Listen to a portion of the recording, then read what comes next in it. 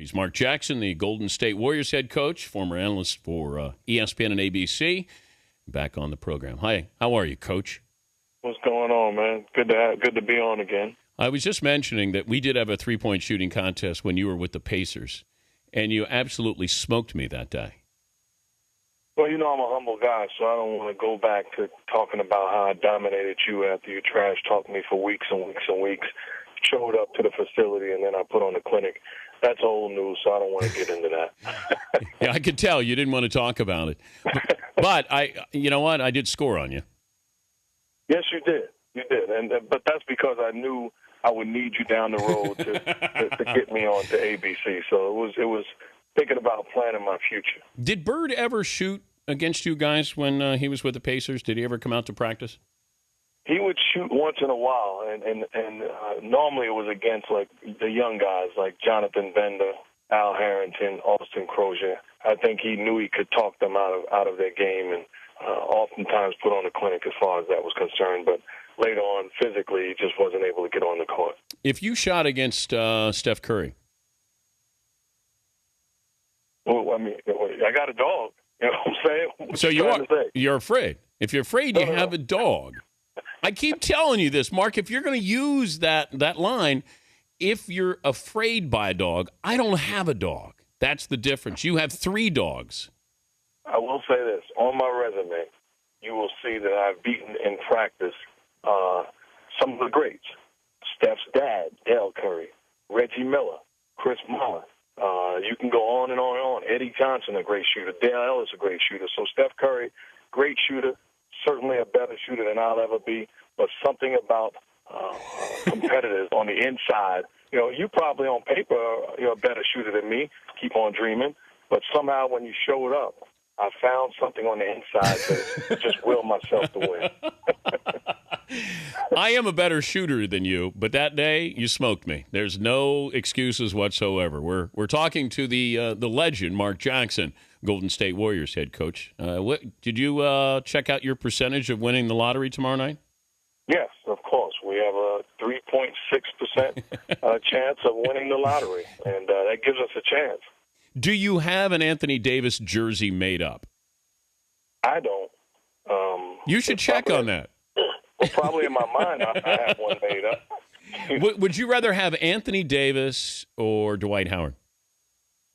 That's not fair. I mean, with all due respect, that's a heck of a compliment to a college basketball player that played 1 year. We're talking about the best big man in the world in Dwight Howard. Let's not forget how he dominates on this level. There's no guessing. We know who he is. And defenses we got to put together a plan, a strategy, and you got to make adjustments to attempt to defend them. What about Anthony Davis or Andrew Bynum? Well, Andrew Bynum, once again, has done it on this level.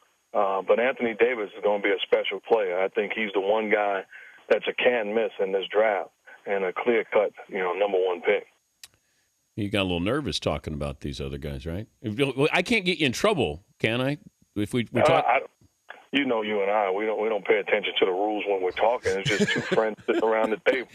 How do you work an official if you know, like last night? What does Doc Rivers say that got him teed up? Well, one thing that people don't understand is we can't get a glimpse of the constant dialogue.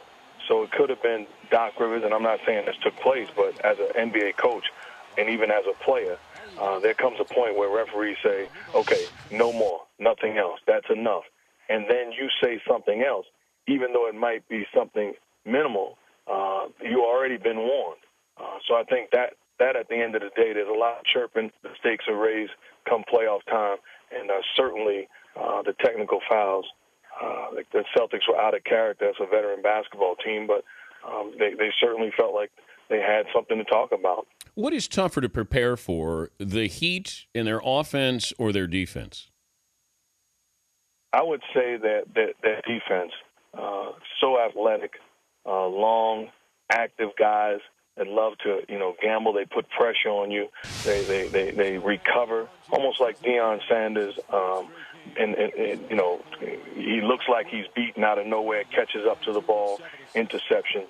Those guys have great athleticism, and they make you pay on the defensive end. Offensively, certainly they have two of the best players in the world, but the other guys allow you to try to put together a scheme and force the other guys to beat you. But I think defensively, even though they're very tough offensively, defensively they're exceptional. Would you want to hear from an official after the game to explain why he called something or didn't call something? I would probably say, as a sports fan, there's a side of me that would, but I would say no. And the reason why is because then we would be hearing from officials every single night. Mistakes are going to be made, and I think what we have to do is, as maybe the commissioner or the commissioner's office or the league in general, whether it be baseball, football, basketball, what have you, make a general statement when there's an obvious blown call. You look at the Red Sox and the Tigers last night, blown call with a clear call, third strike, and they wind up losing the game. I think in a situation like that, I'd rather hear from the league office saying, clearly a mistake was made, and the game was lost because of it. I don't want to hear from officials. I figured you'd be a great source for this. That we brought this up on Friday. If you could have 2-on-2 with guys in history, Scotty and Michael, Magic, Kareem, you pick best 2-on-2. If you said the best two-man team in NBA history, who would you pick? That's awfully tough. I would say. So I'm picking four guys, right? No, just two guys. Who's your two guys that you want? That would be your team. Oh, give me Michael and Kobe. Well, no. They're on the team. They're teammates. Oh, they're teammates. Yeah. So Scotty and Michael. Oh, okay. I got you. My fault. Like you and Rick Smits, that kind of stuff. I said I got you. Can I get a second to think? Can it marinate in my mind? Like Magic and Kareem. Do you understand it there? Like Kobe and Shaq? Yes, I understand. Okay. That's awfully tough, but I would probably say Michael and Scotty's awfully tough. Kobe and Shaq, because of Shaq's dominance, I would probably go with those guys because of the difference in one perimeter guy and one inside guy dominating. I would go with them. And what about Magic and Kareem? Oh, my goodness. I think Kobe's ability to score on the perimeter makes both of those guys a threat. Magic's size and setting up Kareem. You can't go wrong with any one of the ones you mentioned, and even throwing in Russell and one of his side kicks. But I think I'm all over the map, obviously, but Jordan and Pippen, their defense can mess you up. But I think at the end of the day, the dominance of inside-outside attack, Kobe and Shaq probably would get the edge. How active is Golden State going to be free agency? You guys going to spend some money?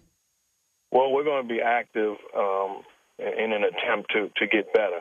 We're definitely, obviously the rules as far as the salary cap and what it allows us to do. But we have an ownership group. We have a management group that we're going to get together, and we're going to continue to try to improve this basketball team. We're clearly in an attack mode and excited about what lies ahead. Yeah, that sounds good. You tell that to the San Francisco media. That didn't make that was not. I would have called you out if we were still working together at the mothership. Yeah, you would have, and you would have waited till we got on air. You wouldn't have told me during a commercial break. You would have just waited and try to put me on blast. I did tell this story when you were on with us last time. Once we were done, I did tell the story where you had my back in Dallas. Remember we were yes. I was having a beer. You were having a Coke or some kind of soft drink there, and you were going to go. You were going to be my Clint Eastwood there. I do remember. And just in case you don't know, I listened to the show. So I was well aware of the fact that you explained how I got your back. And yeah. It was true. For the listeners that doubt you telling the truth, it was 100% true. Okay. So here's the thing. I'm there, and this guy's drunk and jawing, and I think he's going to hit me. Right? Yes. And you said, if he hits you, I got your back. And the point I was trying to make is, why don't you get my back before he hits me? That would be a good wingman there. The thing I didn't understand was it told me where you were from. You were strictly a suburbs guy because you wasn't alert. You didn't have any clue that he was awfully close to you. But my point guard vision allowed me to see him getting closer and closer. At the end of the day, he would never reach you because I do have a dog. No, you don't want a dog. You buy a dog when you're afraid. I got you. Man, give me the NBA coach you would not want to fight. I'm not a fighter, so I wouldn't want to fight anybody. Well, I know, but if you had to, give me the coach that you wouldn't want to. Off the top of my head, I would say, because he was a former teammate, I would say Byron Scott, because he's not going to fight fair. Byron's not going to fight fair? No, he's not going to fight fair. Popovich would be the guy that would scare me a little bit. No, come on, man. He's a great guy. And he knows how to, say the right things. And he's an Air Force guy. He knows all those military secrets, man. Come on, man. You buying into that? Yeah, well, maybe not. All right, so Byron Scott? I would say Byron Scott. Two guards, strong, athletic. You know what? Here's nonsense. Paul Silas, if he was still coaching, might scare me a little bit. Paul Silas was an assistant coach with us in New York, and actually Anthony Mason, Charles Oakley got into it one day, and Paul Silas got in the middle of it. How about that, three-man? And then it ended? Yes, then it ended. Hey, good luck in the lottery. Thanks for joining us as always. And don't buy any more dogs. I got you, man. Thanks for having me. All right, Mark Jackson, Golden State Warriors head coach. He had his Yankee hat, where the bill is flat, and he had it. That hat was sticking up real high. And we're in this bar in Dallas in our hotel. And he all of a sudden, he's as peaceful as you'll see. All of a sudden he goes, if he hits you, I got your back. And I said, why don't you hit him before he hits me?